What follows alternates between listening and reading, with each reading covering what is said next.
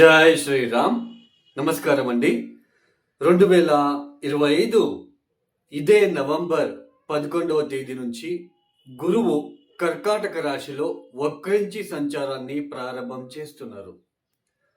2025 November 11వ తేదీ నుంచి 2025 December 5వ తేదీ వరకు గురువు గారు కర్కాటక రాశిలో వక్రించి సంచారం చేస్తూ డిసెంబర్ 5వ తేదీ మిథున రాశికి వెళ్ళి అక్కడ మళ్ళీ వక్రించి సంచారాన్ని ప్రారంభం చేస్తున్నారు. అంటే కర్కాటక రాశిలో వక్రించడం నవంబర్ 11వ తేదీ బిగిన్ అయితే 2026 మార్చ్ 11వ తేదీ మిథున రాశిలో వక్రత్యాగం చేస్తున్నారు. ఈ ఏదైతే వక్రీ గురుగ్రహ సంచారం ఏదైతే ఉందో ఈ వక్రీ గురుగ్రహ సంచారం వలన ద్వాదశ రాశి వాళ్ళకి ఎలాంటి ఫలితాలు రాబోతున్నాయి అని ఒక్కొక్క రాశి గురించి మనం తెలుసుకుంటూ వెళ్దాం.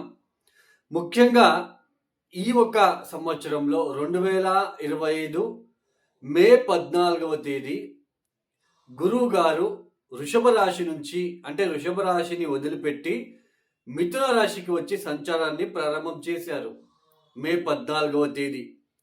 అయితే ఇక్కడ గురువు గారు ఒక రాశిలో సంచారాన్ని చేయడం అనేది అంటే ఒక రాశి నుంచి ఇంకొక రాశికి మారాలి అంటే ఒక సంవత్సరం టైం ఉంటుంది అండి. ఒక రాశిలో 30 డిగ్రీలు ఉంటుంది. ఆ 30 డిగ్రీల ప్రయాణాన్ని దాటివేయడానికి ఒక సంవత్సరం తీసుకోవాలి. అలాంటిది గురువు గారు ఈ 2025 సంవత్సరంలో అతిచార మార్గంలో తొందరగా 30 డిగ్రీలని కేవలం 5 మాసాలలోనే పూర్తి చేసుకొని నెక్స్ట్ హౌస్కి రావడము, కర్కాటక రాశిలోకి ఎంట్రీ అవ్వడము, అక్కడ ఒక 20 డేస్ ఉండి మళ్ళీ అక్కడ వక్రించి వెనక్కి సంచారాన్ని చేస్తూ చేస్తూ మళ్ళీ మిథునానికి వెళ్ళి మళ్ళీ అక్కడ వక్రించి సంచారం చేయడం అనేది ఇది చాలా అంతవరకు మనకు ఆల్రెడీ తెలుసు.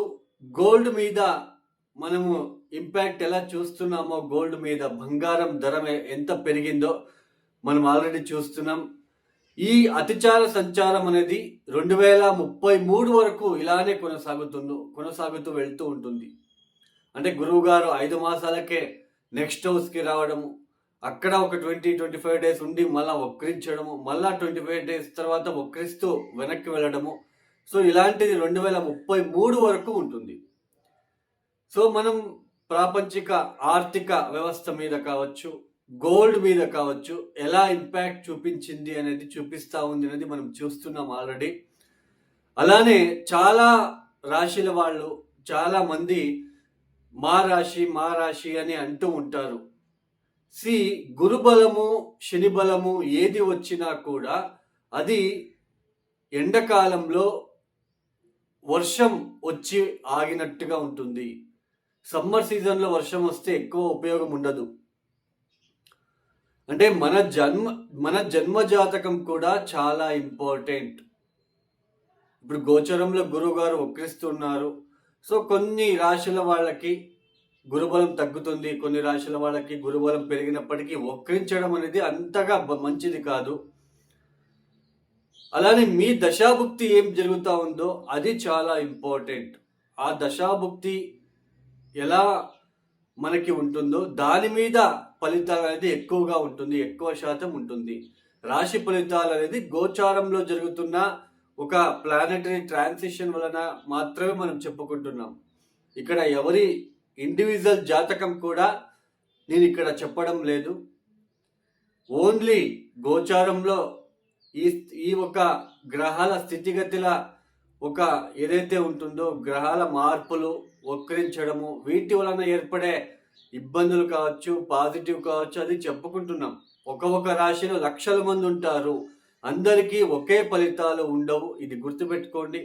ఇక అలానే ఒక ప్లానెట్ ఒక ఇంటి నుంచి ఇంకొక ఇంటికి అంటే ఒక రాశి నుంచి ఇంకొక రాశికి మారినప్పుడు అష్టకవర్గ బిందువులు ఎన్ని ఇచ్చారో ఆ హౌస్కి అనేది కూడా మనం చూసుకోవాలి, లేదంటే మనకి ఫలితాలు అర్థం కాదు. ఇక ఒక రాశి గురించి మనము చెప్పుకుంటూ వెళ్దాం.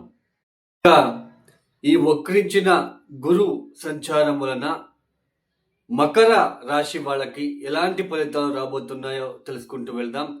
ముఖ్యంగా ఈ మకర రాశి వాళ్ళకి 2025 మే 14వ తేదీ 6వ స్థానమైన మిథున రాశిలోకి సంచారాన్ని ప్రారంభం చేశారు.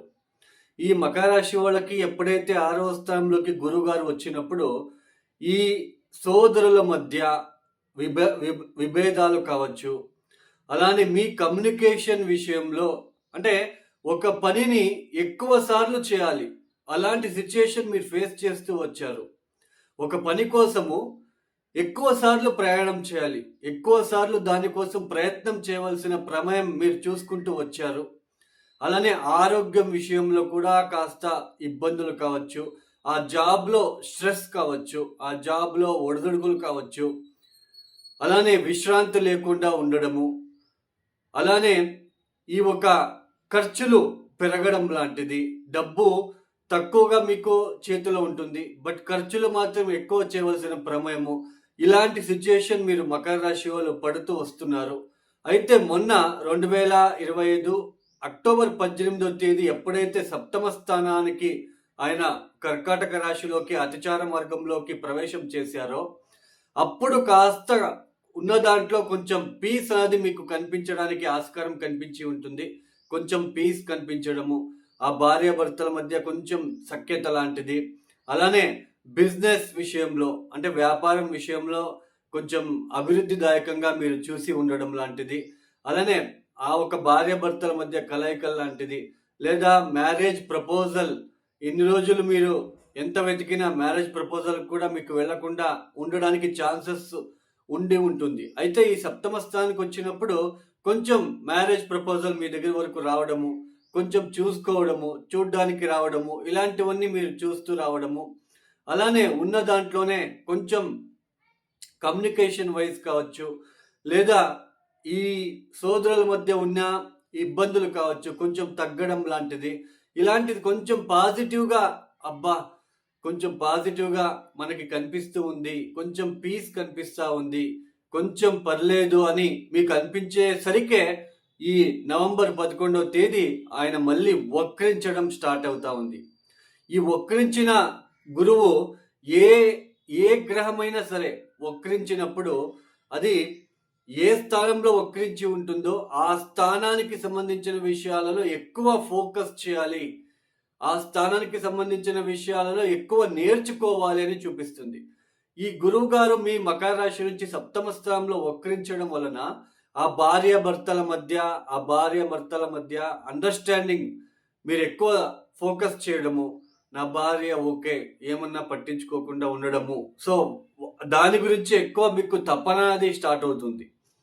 అలానే ఈ ఒక బిజినెస్ ఎక్స్పాన్షన్ విషయంలో మళ్ళీ ఆర్థిక విషయాలలో మీరు పెట్టుబడి పెట్టవలసిన ప్రమేయం రావడం లాంటిది, అలానే జర్నీస్ చేయవలసిన ప్రమేయం కావచ్చు, లేదా ఇక్కడ ముఖ్యంగా కమ్యూనికేషన్ విషయంలో మిస్కమ్యూనికేషన్ అవ్వడానికి కూడా ఇక్కడ హై ఛాన్సెస్ అనేది కనిపించడానికి ఆస్కారాలు ఉంటాయి. అలానే ఈ ఒక సప్తమ స్థానంలో గురువు వక్రిస్తూ ఆయన మళ్ళీ వెనక్కి 6వ స్థానంలోకి వెళ్తున్నాడు డిసెంబర్ 5వ తేదీ నుంచి. ఎప్పుడైతే డిసెంబర్ 5వ తేదీ ఆయన వక్రించడం 6వ స్థానంలో మొదలవుతుందో మళ్ళీ అక్కడ కొన్ని వివాదాలు, కొన్ని ఆరోగ్యం విషయంలో ఇబ్బందులు, కొన్ని ఆర్థిక విషయాల ఇబ్బందులు, ఖర్చులు పెరగడం లాంటిది, అలానే సోదరుల మధ్య కొన్ని ఇబ్బందులు లాంటిది, అలానే కొంచెం ఈ కోర్టు విషయాల్లో గనక ఎవరైనా ఉన్నట్లు కనుకైతే అక్కడ కొంచెం సక్సెస్ అవ్వడానికి కొంతమందికి ఛాన్సెస్ ఉంటుంది. ఎందుకంటే మకర రాశిలో లక్షల మంది ఉంటారు, అందరికీ కూడా ఒకే ఫలితాలు కావండి. కొంతమందికి ఏమైనా వాళ్ళ జన్మజాతకంలో గురువు గారు వక్రించి ఉంటే ఇప్పుడు కూడా 6వ స్థానంలో వక్రించడం అనేది ఇది కొంచెం పాజిటివ్గా ఉండే ఆస్కారాలు ఉంటుంది. ఈ కోర్టు కేసెస్, వివాదాలు, వాటి నుంచి బయటపడే ఆస్కారాలు లాంటిది కూడా మీకు కనిపించడానికి ఉంటుంది. అలానే ఆరోగ్యరీత్యా జాగ్రత్తలు తీసుకోవాలి, అలానే నిద్రాహీనత కావచ్చు, నిద్రాభంగం కావచ్చు, ఇలాంటివన్నీ మీరు ఫేస్ చేయవలసిన ప్రమేయం ఏర్పడుతూ ఉంటుంది. అంటే జస్ట్ అక్టోబర్ 18వ తేదీ కొద్ది రోజుల పాటే ఆయన సప్తమానికి వచ్చి ఒక 25 రోజులు మాత్రమే అతిచార మార్గంలో సప్తమ స్థానంలోకి వచ్చి కొంచెం రిలీఫ్ ఇచ్చాడు. ఇచ్చినట్టే ఇచ్చి కొంచెం పర్లేదు అనేసరికి ఆల్రెడీ మళ్ళీ వక్రిస్తున్నారు. సో వక్రించడం వలన కొంచెం ఎక్కువ మీరు మళ్ళీ బిజినెస్ మీద కావచ్చు, ఆ పార్ట్నర్షిప్ బిజినెస్ కావచ్చు, లేదంటే మీ పార్ట్నర్స్ అంటే భార్య లేదా భర్త మీద కొంచెం ఎక్కువ ఫోకస్ పెట్టవలసిన ప్రమేయం లాంటిది. ఈ ఒక ఈ ముఖ్యంగా సోదరుల మధ్య ఆ విషయంలో కూడా ఎక్కువ సార్లు మీరు ఆలోచించాలి. లేదంటే అక్కడ ఫోకస్ ఎక్కువ మీకు పెట్టే ఆస్కారాలు అలా మిమ్మల్ని ముందుకు తీసుకునే వెళ్ళే ఆస్కారాలు కూడా ఇక్కడ కనిపిస్తూ ఉంటుందనే చెప్పుకోవచ్చు. ఏదైనా సరే ఈ వక్రించిన గురువు వలన కొంచెం అంతగా పాజిటివ్ అని చెప్పడానికి ఉండదండి. కొంచెం నెగిటివ్ ఉంటుంది. కాబట్టి ఈ మకర రాశి వాళ్ళు ఈ శనగలతో చేసిన గుగ్గులని ఎద్దులకి పెట్టడం లాంటిది, అలానే శ్రీపాద, శ్రీవల్లభ, దివ్య చరితామృత లాంటిది చదువుకోవడము, లేదు అంటే విష్ణు సహస్రనామం చదువుకోవడం లాంటిది లేదా వినడం లాంటిది చేస్తే ఖచ్చితంగా ఆ నెగిటివ్ ఇంపాక్ట్ తగ్గడానికి ఛాన్సెస్ ఉంటుంది. ఈ వీడియో ఎవరైతే చూస్తున్నారో లైక్ చేయండి, షేర్ చేయండి, సబ్స్క్రైబ్ చేసుకోండి. సర్వే జనం సుఖినో భవంతు. ధన్యవాదములు. జై శ్రీ